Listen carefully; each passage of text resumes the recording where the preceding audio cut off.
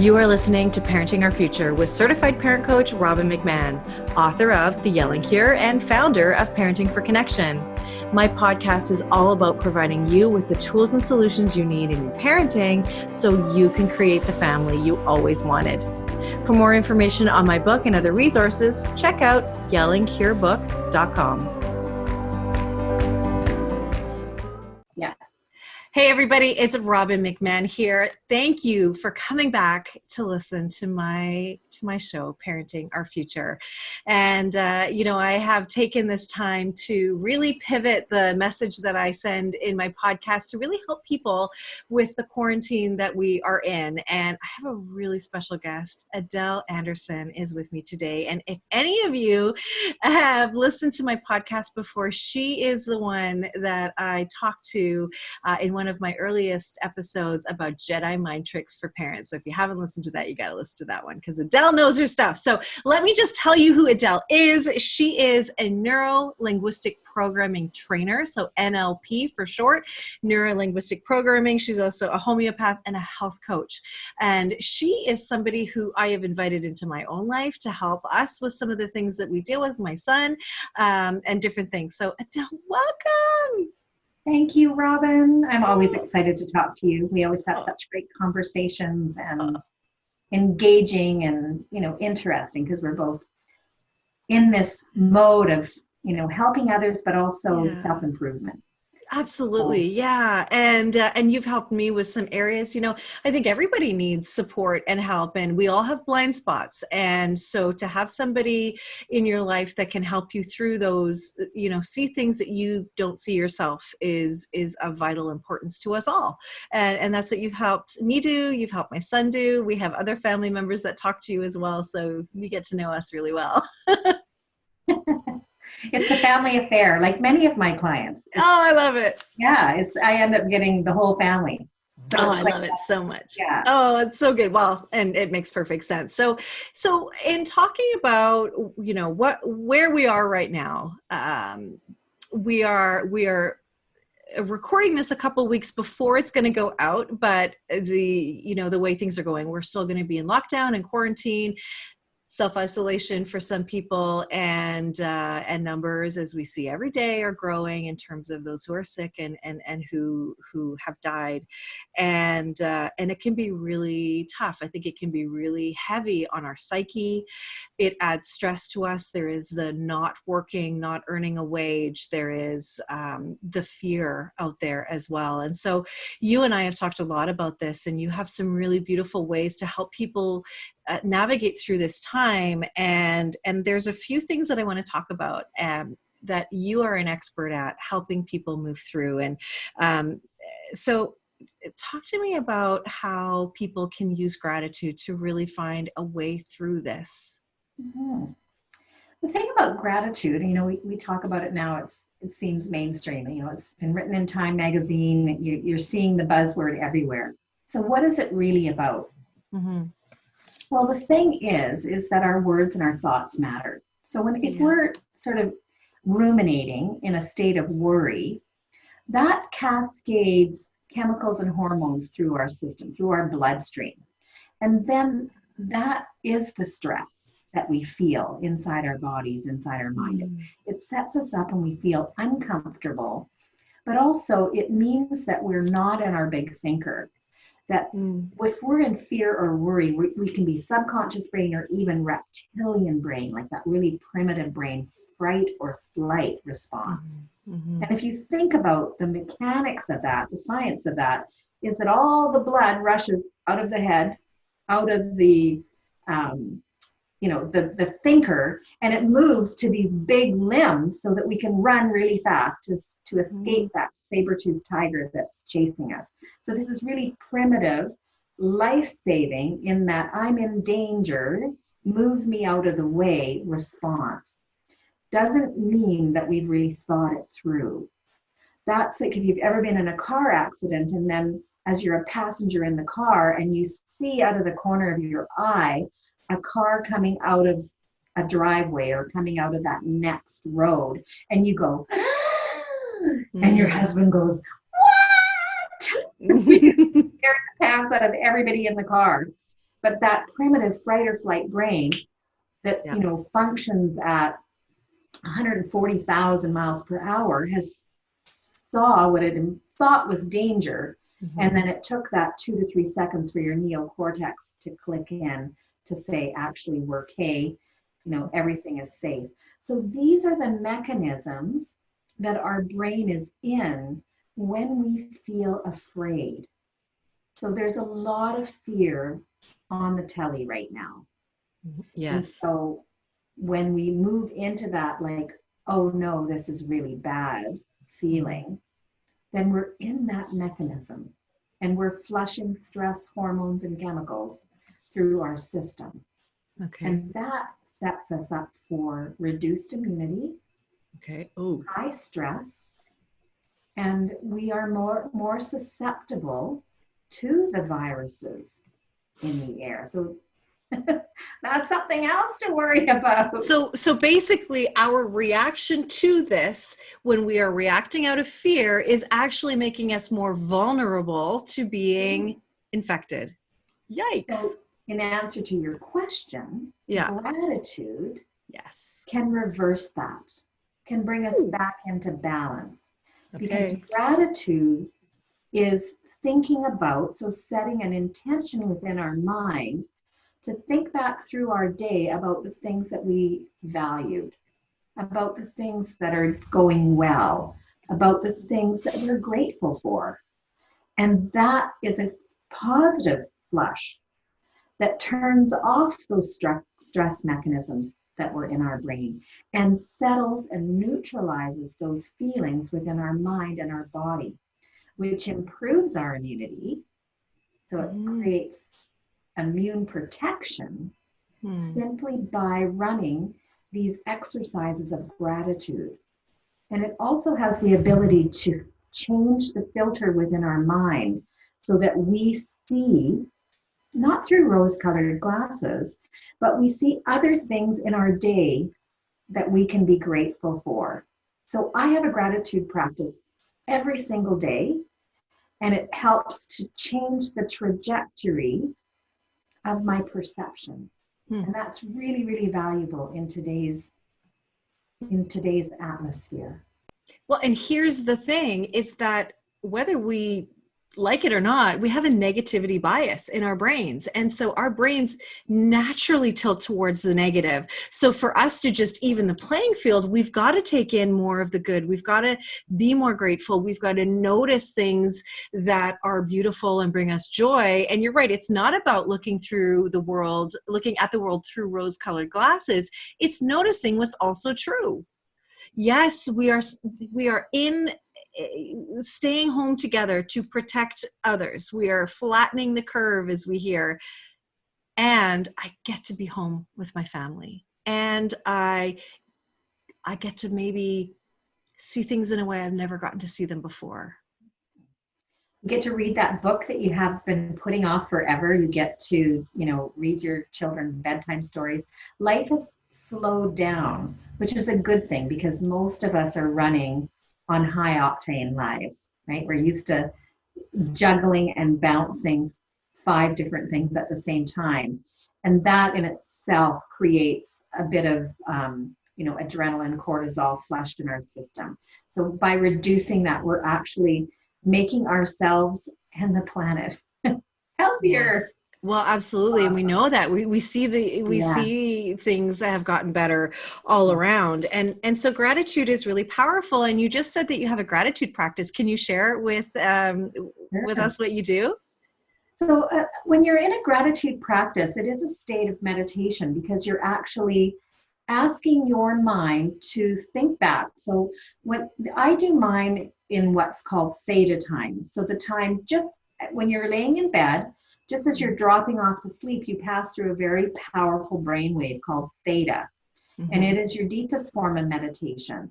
And this is where you can really make changes in your subconscious brain by using that type of intentional time in theta.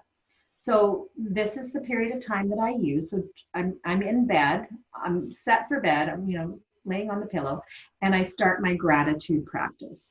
So I do thank God or thank my higher power for everything that's good in my life. And I go to the tiniest point.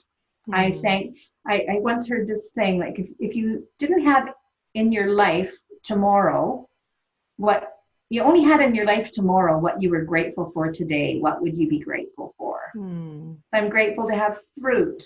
I'm grateful to have fresh vegetables. I'm grateful to have a house, a warm house over, my head. I have, family that I love and adore and spend time with. I have, grandchildren and friends that are supportive. I go through that whole thing. I go through, that I have enough resources to maintain my lifestyle. I have beautiful nature that I can look at every single day, that I can, take a walk in fresh, clean air.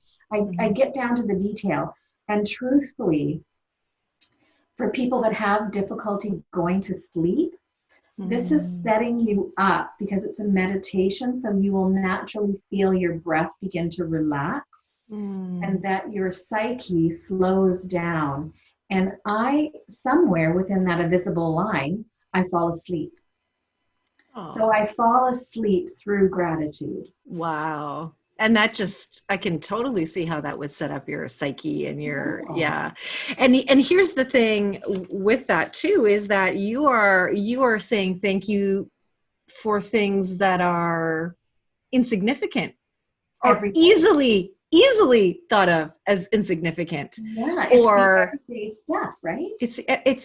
It is that I have breath, that I can breathe in fresh air, but that I still have my breath, right? Yeah. Or that I am so grateful for this pillow right now and this blanket that's keeping me warm and this room and this roof over my head. No matter where you are in life, you can find something to be grateful for. And gratitude makes us happier. It makes us happier. And especially in a time like right now, if you've lost your job, if you're struggling in your relationship, if your kids are driving you up the wall, still find things to be grateful for because they will get you to a new place. You'll be able to see things in a different light. It is powerful. Gratitude isn't just a buzzword. It's a practice that we all should be doing. And let's say the quarantine of 2020 is when you started your gratitude practice, and just think of all the things you can be thankful for when this is over. Isn't that exciting? Yeah. Like we can be grateful for 97-cent gas. Yeah. Well, yeah. Nowhere to go. That's right. Nobody's got anywhere to go. Cheap gas. Yeah. Commute, right? Yes, exactly. So much to be grateful for. I personally love having a full house. I love that my husband is here and my kids are home. I mean, it's not to say that I don't get annoyed. And, the other day I did lose my temper, I will admit, but look, I'm only human and it just speaks to my humanity as well, Absolutely. But I also, so I'm with you. I do take time for gratitude all the time. And I know it makes me happier because when I am in that state where, and I get depressed, I get down on myself, I get down on things, and I do always look at what I'm grateful for. And that does bring me back. So please, if you're listening and you don't do this, please do it. It will help you. So the next thing that we talked about a little bit before we hit record here is forgiveness. How does forgiveness play a part in helping us cope? Well, forgiveness is something we do for ourselves.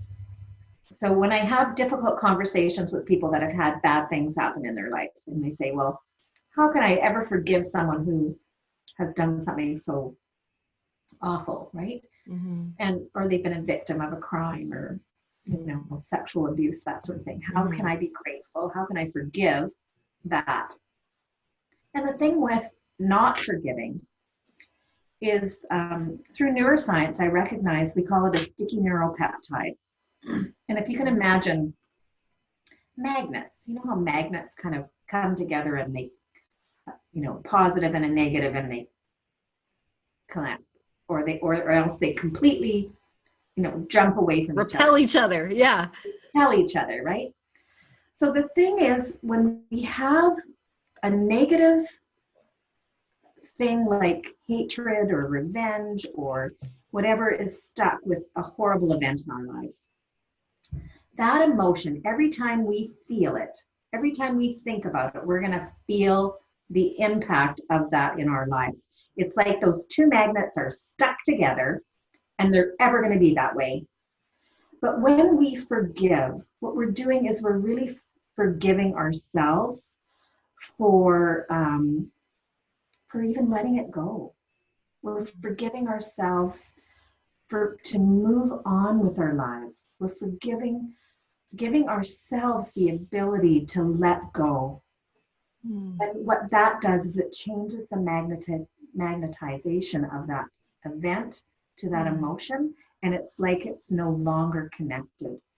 So what happens with forgiveness is it brings ease into our mind. When we are in lacking forgiveness, it dominates our thought. It takes a lot of energy. Yeah, it sure It does. takes a lot of energy to hold that hatred, unforgiveness in our state of consciousness. And until we let it go, it's like it's kept us off balance. So feeling like a ship at sea without a rudder, we're really feeling imbalanced. So when sorry to interrupt you. I was just thinking, when I'm in that state where I am angry and I'm holding a grudge, I know how much it hurts me because I'm constantly reminding myself why I'm mad, why I'm holding a grudge. And it's like I'm re-injuring myself because I don't want to ever forget how much this situation or this person hurt me. So I'm going to keep reminding myself about it. And you're right. It's like drinking poison and hoping the other person gets sick, right? We've heard that analogy before. And to forgive is to let go. But what if you don't know where to start? What if you can't flick a switch and just say, okay, well, now I'm going to forgive? What do you do? How do you start? Well, for myself, I use an NLP process called timeline. So timeline, we recognize that all of these, majority of emotions sort of tick down into 5 very generic, I'm fine, I'm never fine, emotions. So it's hurt, anger, sadness, guilt, and fear. They sound pretty generic, right? So when people say, how are you? I'm fine. And nobody's fine. Trust me, nobody's fine. Yeah. We're all hurting in some way. So timeline does this release of the magnet that I was talking about. So there's 5 sessions, and within that you go back and you release whichever the more prominent one is that. So maybe with holding a grudge, it might be in fear, it might be in hurt, it might be in sadness that something this happened. So you will know through a session which one to start with. And then what we do is we go back in life using the subconscious brain's amazing power of recording everything that you've ever experienced in life, and source those emotions. And then we move through and we find what we've learned, which becomes a life skill. So we find maybe in this circumstance, we were brave, we showed courage, we learned how to cope, whether it was hiding or disassociating, whatever it might have been as a child. Maybe we became a really good negotiator. Maybe we became really good at being quiet in order to stay safe. There are life skills that we learned.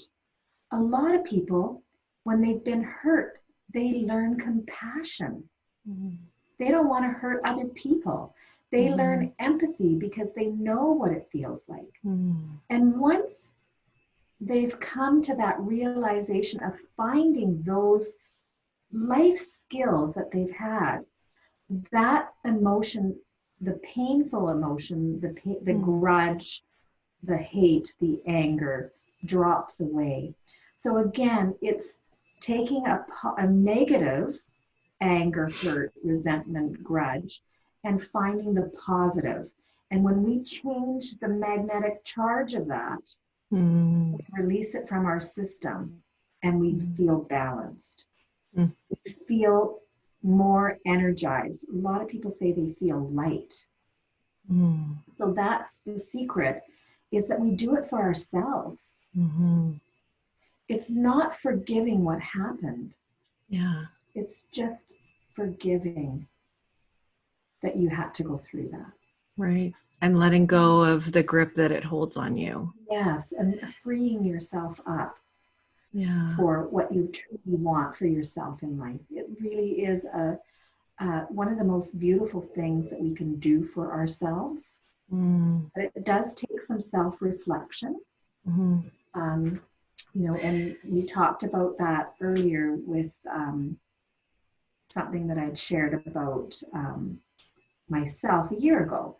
And it took me looking even 20 to 30 years in my past and taking self-responsibility for some of the choices that I made, which never really came into play for 30 years. And you kind of think, oh my gosh, something that I make a choice today actually is going to matter somewhere deep in my future. And so we recognize that we do have the power within us to say, some of this way back, and I'm not saying during that particular time because it's going to make people angry. But 20 or 30 years in your past, there might have been choices that were made then that got you into a situation today. You are currently listening to the Parenting Our Future podcast. I'm parent coach Robin McMahon. And if you're enjoying this podcast, please share it with someone who you think might also need to hear this.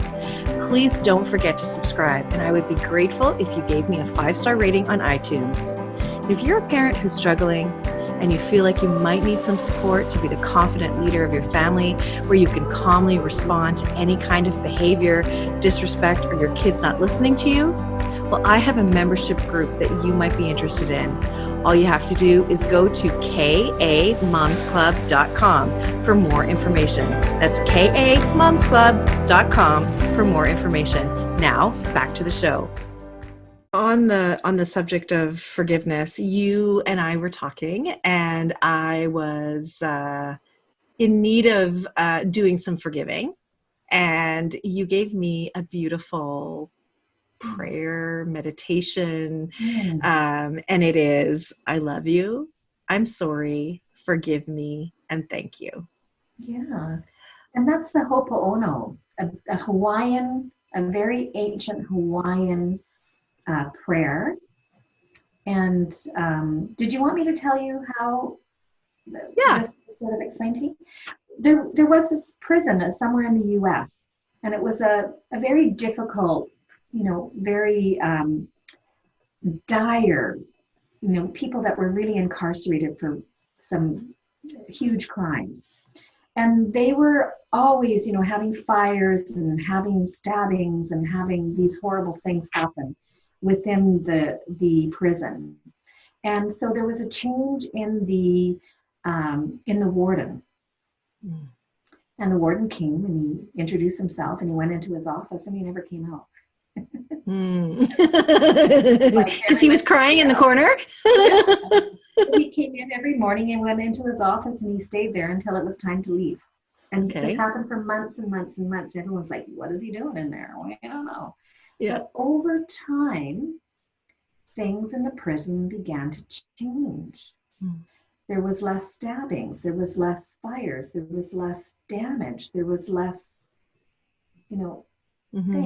things settled in. The guards were having better relationships with the prisoners. Just everything seemed to be coming to a more humanitarian type of place. And over years, this became actually a model prison. And when he retired, they asked him what his secret was, because everyone was like, how could you make such a dramatic change in the system? And he said he used this prayer, I love you, I forgive you, or please forgive me, I'm sorry, and thank you. Every day he would go into his office and he would take out a file folder of one of the prisoners, and he would go systematically through all of the things that this person, maybe from a young age, had, broken the rules and been in the system multiple times. And he would over and over and over say the prayer of forgiveness. And that, it was enough to change not only the energy for that person, but change the energy of the entire prison system that he managed. And so I know that when we step into forgiveness, we change who we are, and we change how we deal with other people or engage with other people. And in turn, they also change. It's a, that unwritten energy that we cannot see, but we know that when we walk into a room, we can tell if it's filled with harmony. Absolutely. We can tell the bright lights in the room looking at one.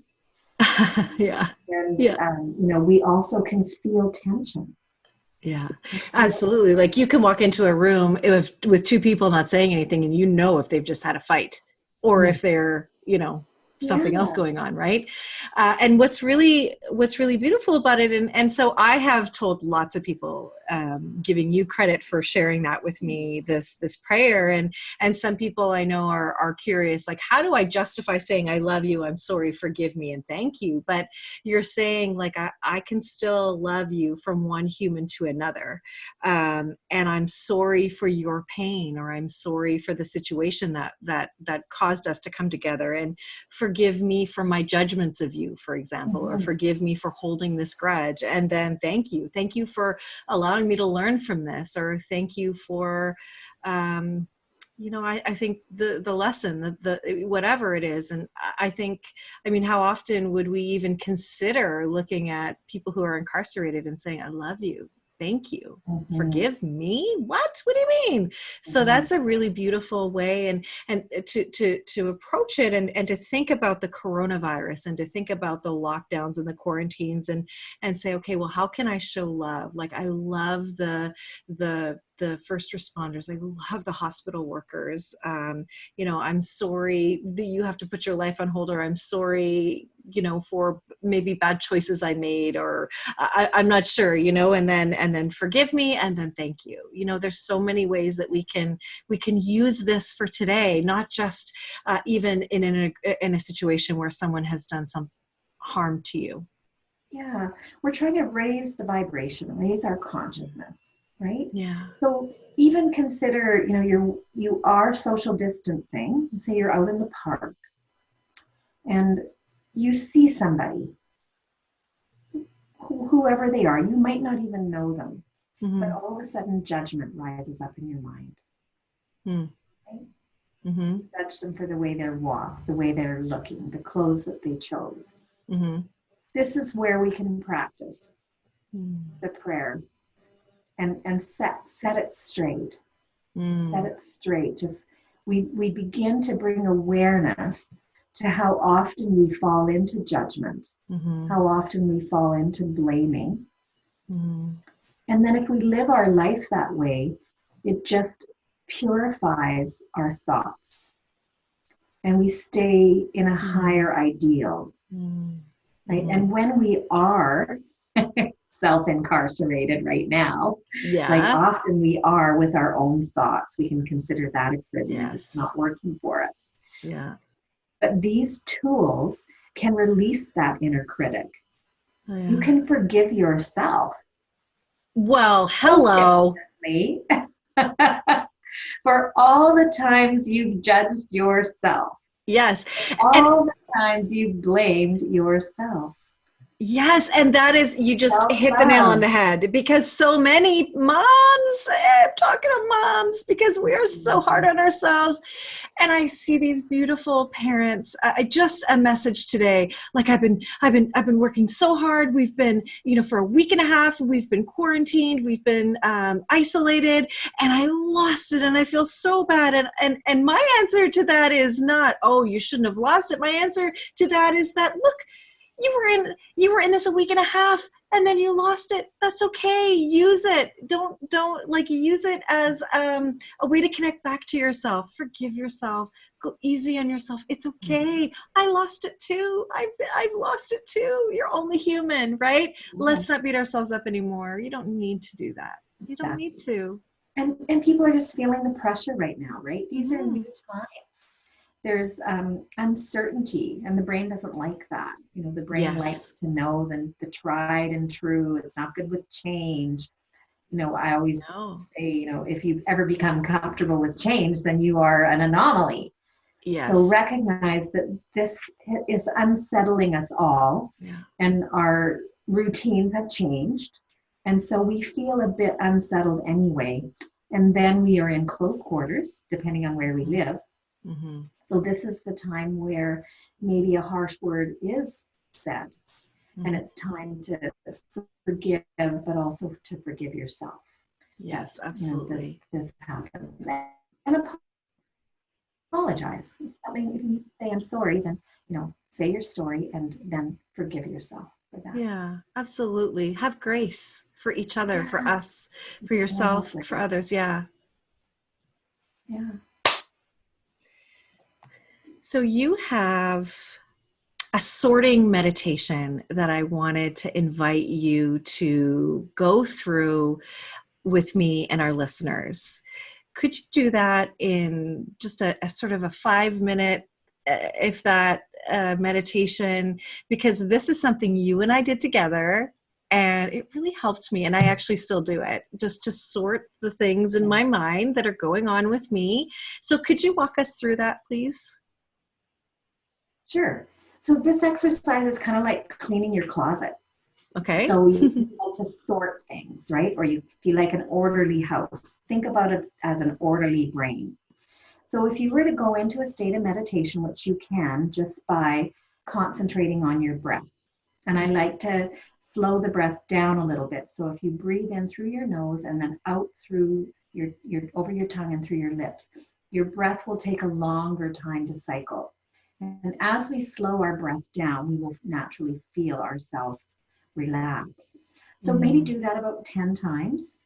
Okay. So you set your intention, right? And you can go a little bit deeper. You can ask yourself to just take a little inventory of what you feel on the outside of your body, going from the top of your head down, down, down. Feel your hair, feel glasses, feel clothing, feel temperature. Feel the pressure of where you sit, your feet on the floor, your shoes, and your feet in your shoes, so that you allow your brain time to slow down. Okay. And then you're going to ask your subconscious question, or your subconscious mind a question. And one of them is to identify what part of your brain sort of lights up. You can feel it sort of start to have more focused attention when you ask them, where do I store the information of everything that's true? And you give it examples. The house that I live in, the car that I drive, the winter coat that I own, my favorite pair of shoes that I still have. You know, my best friend, who is that? Those are the things that are true. And you'll feel that part of your brain light up.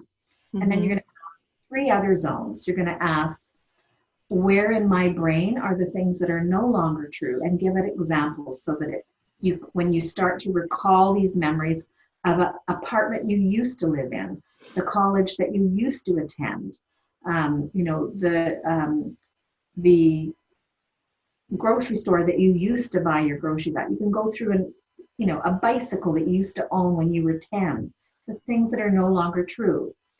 So you find where those are. And then you have another box that's filled with fear. So where does my brain hold the ideas of what I'm afraid of? I'm afraid of COVID-19. I'm afraid of my family getting sick. I'm afraid of not having enough money to pay my mortgage. I might be afraid of spiders or heights. You can add all those things in and see what part of your brain where in your brain do you hold that? And then where do you hold your hopes and your dreams? So you've got 4 categories. And then because you can, inside your mind, decide to walk through those rooms. And you might discover that there's a computer in each one of those rooms.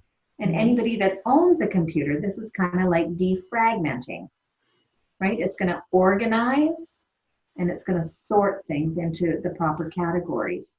So you can go into each one, and I suggest maybe you go into the no longer true and go up to that computer screen and see if there's an inventory.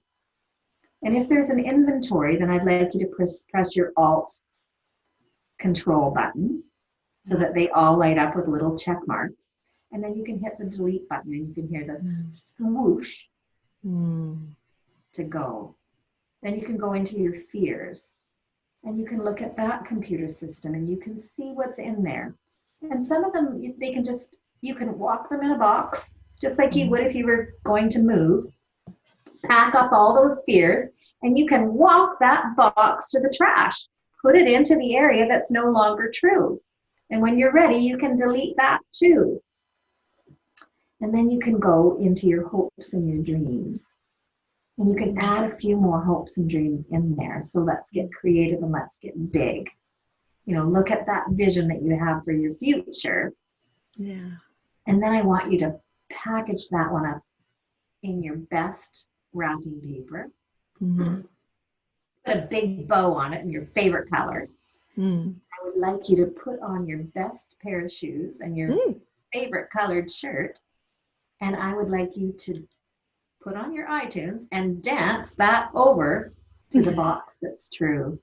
Nice. And then you can unpack it and you can lovingly file it there, or you can let your brain do that for you. So just take a deep breath. Excuse me. So take a deep breath and allow that to settle into your consciousness. And this is something that you can spend 3 to 5 minutes on every day. And lo and behold, you will feel organized. You will feel more in control. You will feel like you have a plan. And you can get rid of the things that are clogging up that plan, that are causing distress by simply deleting them, putting them into the box that's no longer true. And you'd be surprised at the results. Well, I can tell you, I use it and I love it, and I do it, and I literally drag that crap that's my fears and I shove it into that. Yeah, they're big, they're heavy. Anyway, and yeah, I put it into no longer true, and it's like, yeah, goodbye, because you don't serve me, and it changes. Like I go to look for that fear feeling, and it's gone. It's incredible. So for everybody listening, these are real tools for you to use. These are real solutions that may seem intangible, but absolutely can make a difference in your life. And that's what we're all about. You know, Adele is a helper. I am a helper. And we just want you to really come out of this and thrive. You know, this is an opportunity to learn new things. So let's do that and let's be better for it. So Adele, you are such a gift to this world. Thank you. Thank you so much for having me. Thank you. I really enjoy our chat, and we'll do it again. That sounds great. And Adele also has a podcast. Your podcast is called Mind Your Freedom. So it's everything about freedoms. So mental, emotional, physical, social, behavioral. You can go through the whole list of the human condition and we talk about it. Oh, and you are amazing. Yes. Oh, thank you so much, Adele. Well, I wish you all the best, and I can fully say that I love you. So thank you for being here.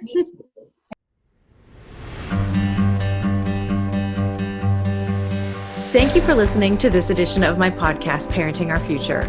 I'm parent coach Robin McMahon, and if you're enjoying this podcast, please share it with someone who you think might also need to hear this message. And don't forget to subscribe, and if you like my work, I would be grateful if you gave me a 5-star rating. For those of you who like my content and want more, visit me at yellingcurebook.com to get your copy of my book and to find other resources to help you. Until next time, I am wishing you and your family peace and connection.